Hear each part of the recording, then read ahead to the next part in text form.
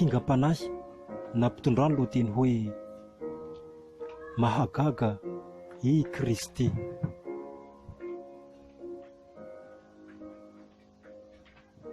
Raha olombelona ity fiainantsika ity, tsy mba nisany izy ity raha tsy teo i Kristy.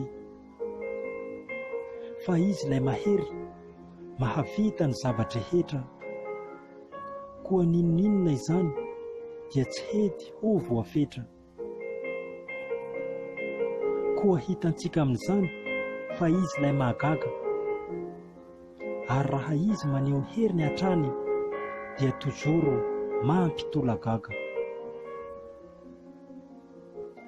Mahagaga i Kristy, tompo iray izay be fity,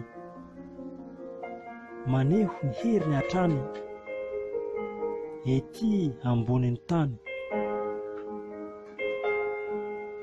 Fa raha ny fiainantsika olombelona ety ambonin'ny tany, raha tena diniantsika izany dia tena tsy misy ohatra izany. Koa mino sy manan-tena fa hibebaka sy ala amin'izany,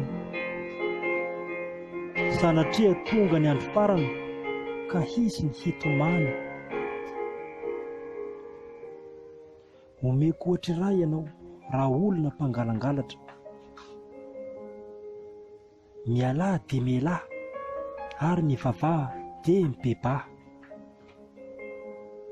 Fa i Kristy mahagaga anie dia ho avy toy ny mpangalatra.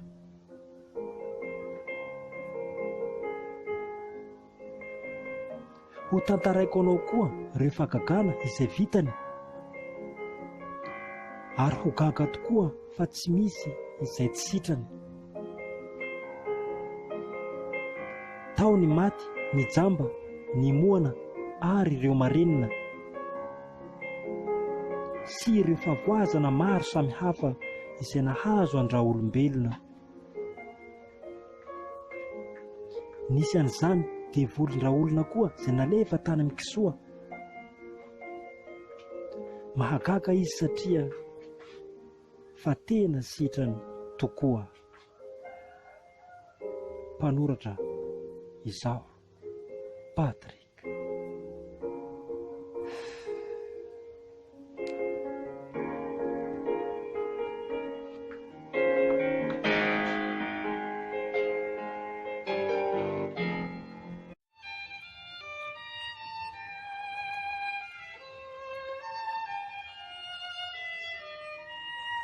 Kingam-panahy nampitondrany lohateny hoe manque de réflexe.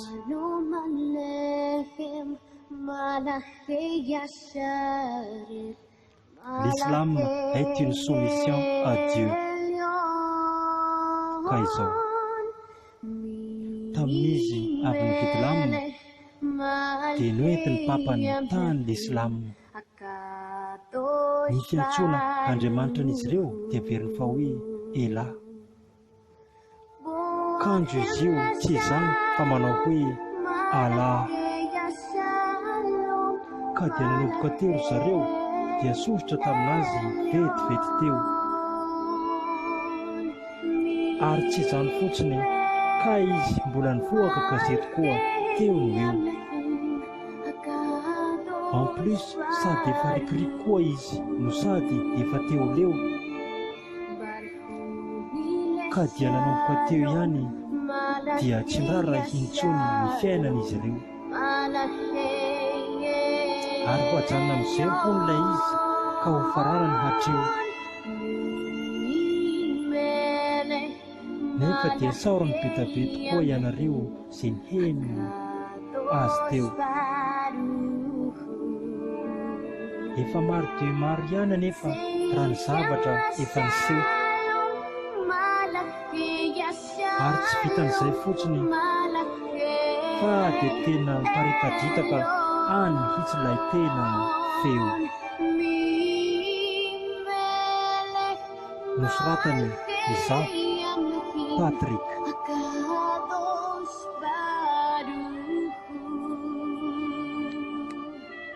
Shalom Aleichem.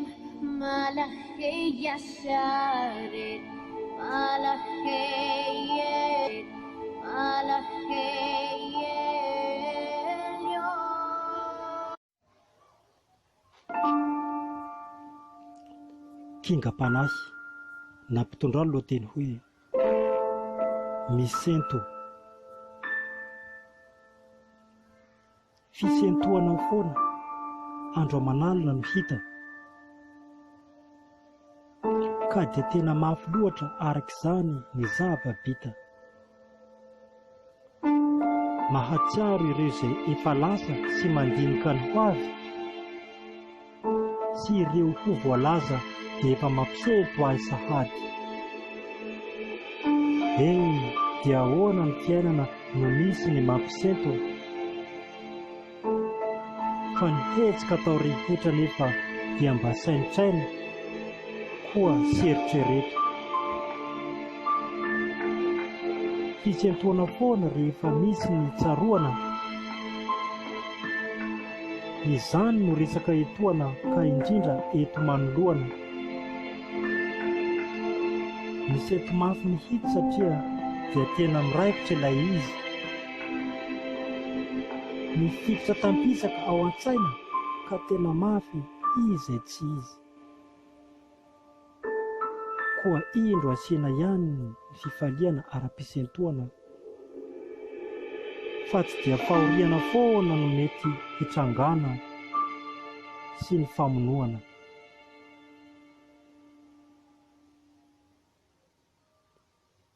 Fahatsarana sy faharatsiana mandrakariva no misy hatreto. Koa mba mahaiza foana ny manatsara na dia misy aza ny hakiviana, fa aza dia misento. Mpanoratra izaho, Patrick.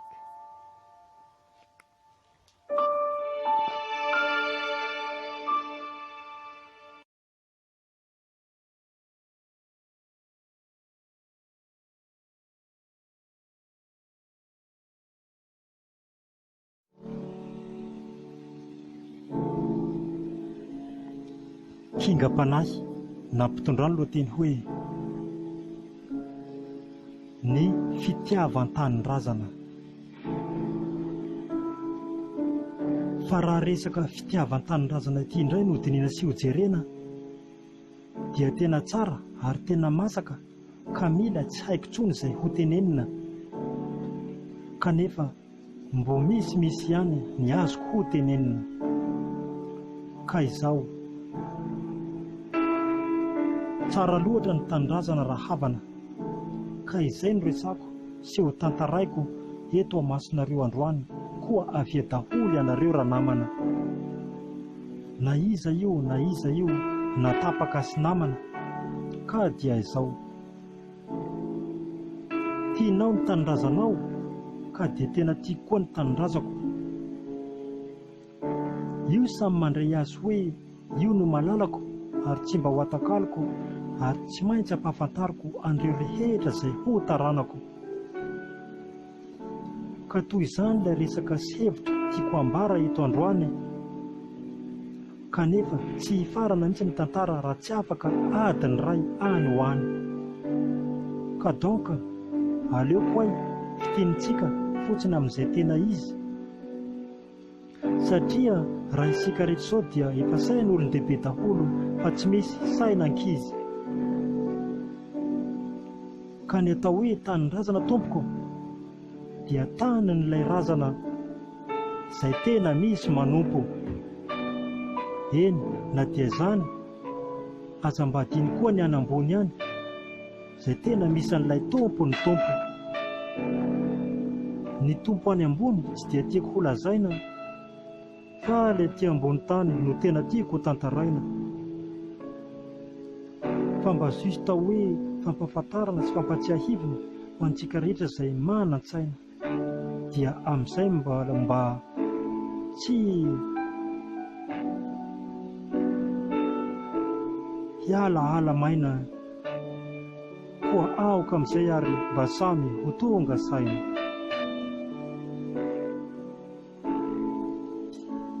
Kanefa na dia zany dia mbo hidirantsika hiany ilay resaka any ambony, satria efa misy ihany ny tonga saina fa mbola azo lazaina marary vavony, satria tsy iza fa ilay tompony tompo dia efa mametra-kafatra manan-kery hoe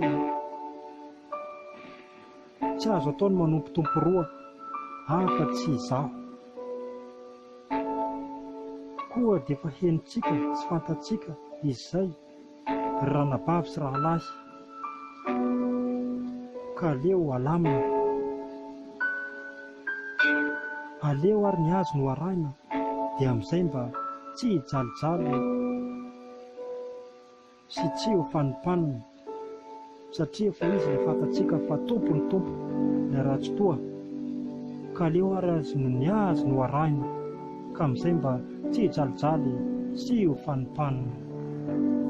Mpanoratra izaho, Patrika.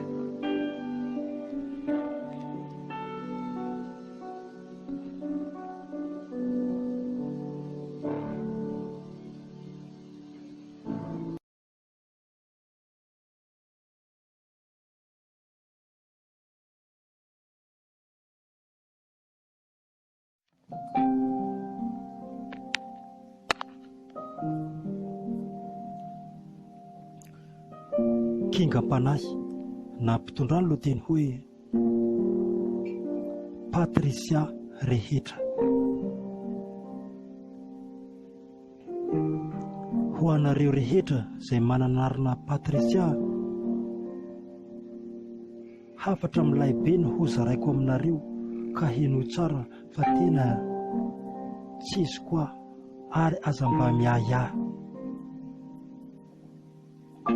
Fa raha izaho Patrika, ilay mpanao kingam-panahy, dia miteny aminareo satria feminin'ny anarako ny hoe Patrisia. Ka mitsodrano foana ny tenako mba ho lasa lavitra ohatra anahy. Maro tokoa ianareo rehetra izay voalaza anarana Patrisia, fa izaho Patrika ho aho dia mitsodrano anareo tanteraka mba ho lasa lay rainina, satria raha ny faniriko koa dia mba ho lasa le roi. Ireo madama Patrisia sy ireo mademoiselle Patrisia, irarianareo tanteraka ny tenako mba ho lasa Gaulois. Mety ho nofinofy izany nefa tsy ho fantatra, satria raha ianareo Patrisia rehetra raha mahavoafonsahy dia tena ho lafatra. Koa aoka re isika mba hiraihina, satria raha izaho Patrika dia équivalent ou égal ianareo Patrisia. Ka tsy ho lava resaka intsony ankeny tenako, fa dia izay ilay kingam-panahy avy etỳ aminahy. Kanefa dia mba hazavao amin'izy ireo ihany, sao dia ho lasa ho sarom-piary ry zalahy. Fa mba justa mba hoe hafatra mandeha fotsiny ilay izy izay ato anatin'ny kingam-panahy. Fa raha ny kingam-panahy manko dia tokony tsy mba mila hafenina, ka tsy ilaina koponina izany mihitsy, fa dia mahalasa jambenina. Nosoratany izaho Patrika.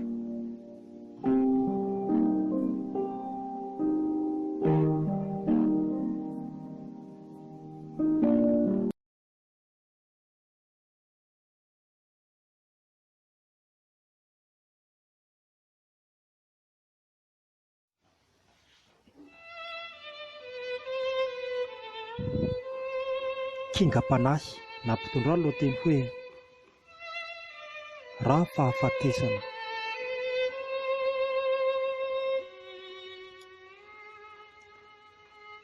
Loza tena tsy azo elana tokoa ny fahafatesana. Loza tena faratampony satria dia manaraka aoriana tsirairay ka tena tsy mba azo refesina. misy karazany maro ny antony ahatongavana izy io. Koa ilaina foana ny fisorohana na hoanina na tsy hoanina, ary aoka kosa mba ho tady idio. Rehefa tonga ny fotoana dia tsy misy azo anaovana azy, fa ilay tompon'ny fandaharana sy lahatra no mandahatra, ka tena marina io fa tsy vazivazy. Ekena fa fikasana ny antsika-olombelona, fa ny lahatra kosa no an'Andriamanitra.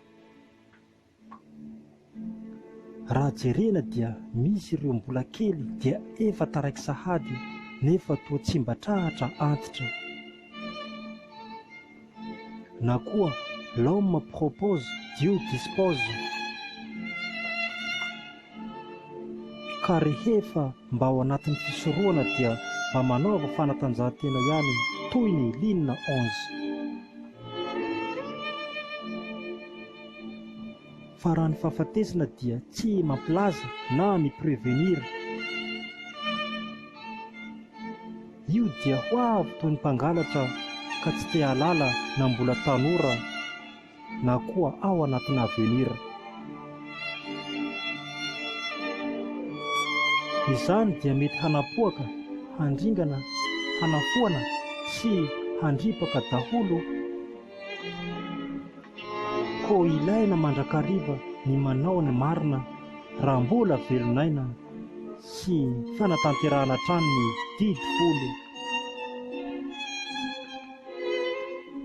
Raha fahafatesana dia tsy mba mampilaza tokoa mantsy fa dia tena mampiesona. Ary ny maty rehetra rehefa tonga any dia mbola arahana fiambesana. Izany ka fahafatesana. Aoka re mba tadidio, ka diniho sy mariho, ary koa tena tsy piho ao anatin'ny kingam-panahy, fa dia tena ahitana lesona. Ary aza raisina hoe mampalahelo sy mampatahotra fa ahitana hafatra fa tsy hoe akory ankamantatra, fa mila tena fantatra. Na dia misy teny aza izay manindrona toy ny lefina. Mpanoratra izaho, Patrick.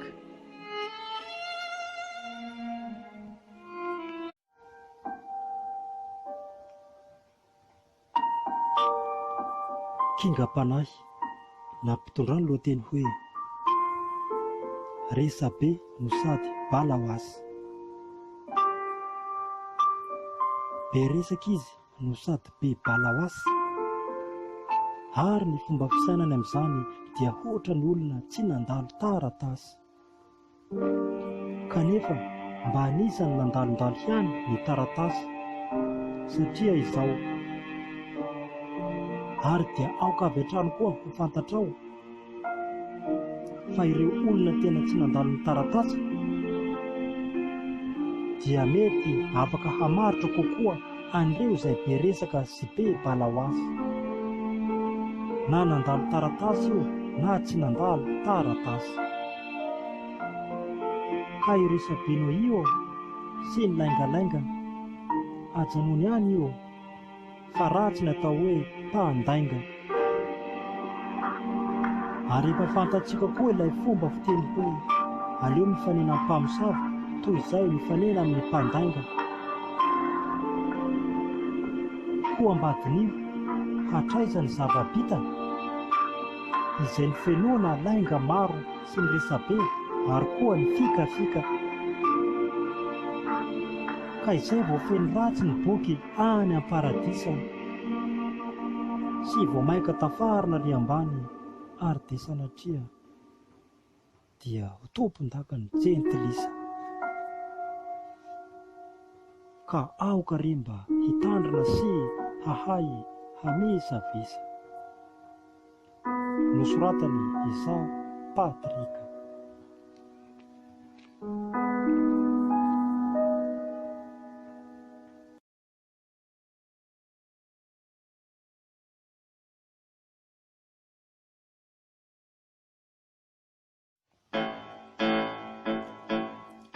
Kingam-panahy nampitondra ny lohateny hoe resaka mozika.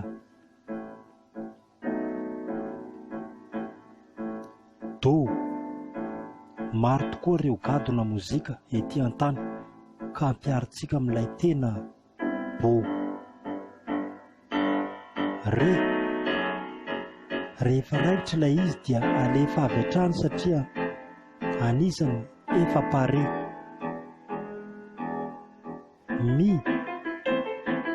Efa maro ny firenena mahalala sy mahafantatra indrindra fa ny any Miami. Fa anisan'ny tena mpanakanto malaza tokoa Ray Fafa sy Dada. Sol iara-malala fa anisan'ny nalaza tena dina laza raha ny Dancehall. La hira ny Vonga Boys ao anatin'ny album The Platinum ny hoe Shalalalala. Sy mpanakanto tena nalaza tamin'ny andro tokoa raha DJ Sisi. Ary do nampanao judo, taekwondo, karate do dia anisan'ny tia mozika daholo ka tsy maintsy miafarana amin'ilay hoe au boulot. Nosoratany izaho Patrick.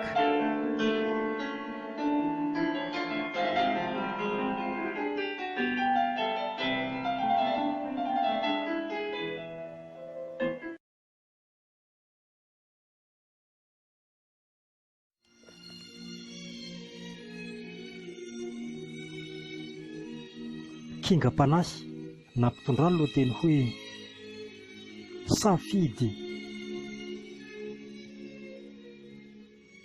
Maro ny raha mahafinaritra raha ety an-tany, fa raha izay aloha dia tena ekena kanefa dia azony tsirairay atao ihany koa ny manontany. Fa raha safidy io dia tsy mba terena.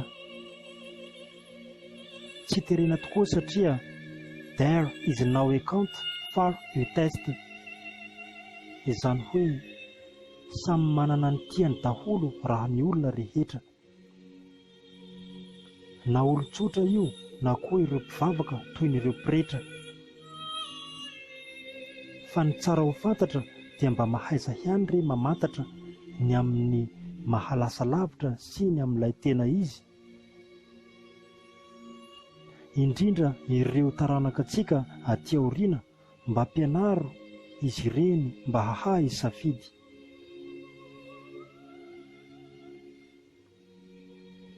Ny fisafidianana dia misy amin'ny lafiny maro samihafa. Nefa dia any tsirairay ihany eo na hisafidy amin'ny tsara na koa amin'ilay hafahafa. Fa raha resaka fisafidianana dia manana tokoa ny atao hoe zo. Aoka dia ho tsapa nefa soanao na tena ho tafita na koa ho tena vo. Misy koa ny fisafidianana ny tsara ao anatin'ny zavatra anankiroa ka desizion safidy avy hatrany no raisina fa sao dia ho vohotso-droa.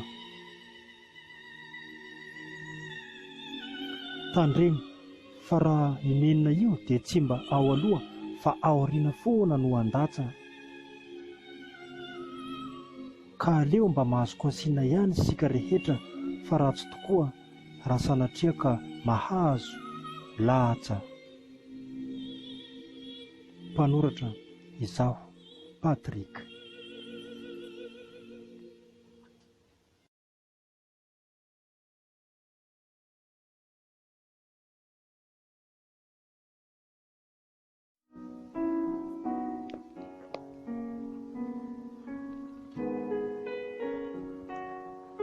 Kingam-panahy nampitondra ny lohateny hoe tany ndrazana. Ny fitiavan-tanindrazana raha havana dia voninahitra lehibe ho antsika amin'Andriamanitra fa tsy amin'ilay razana.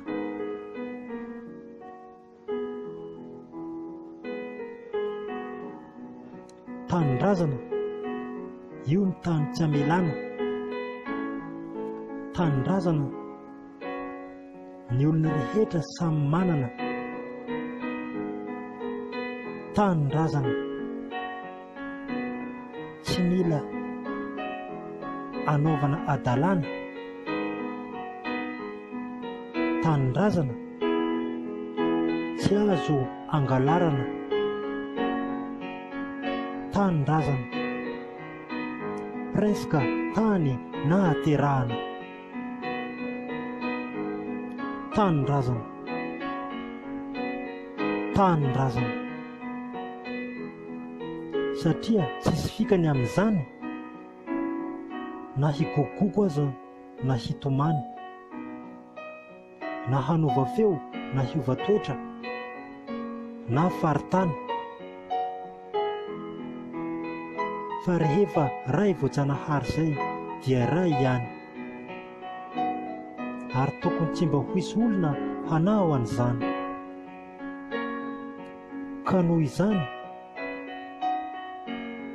Madagasikara, io no misy anay. Madagasikara, ao ny tanindrazako.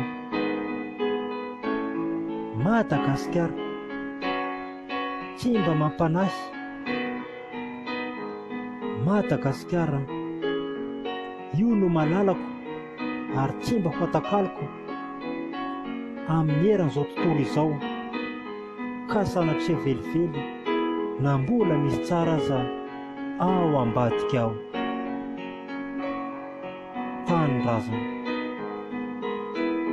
Mpanoratra izaho, Patrick.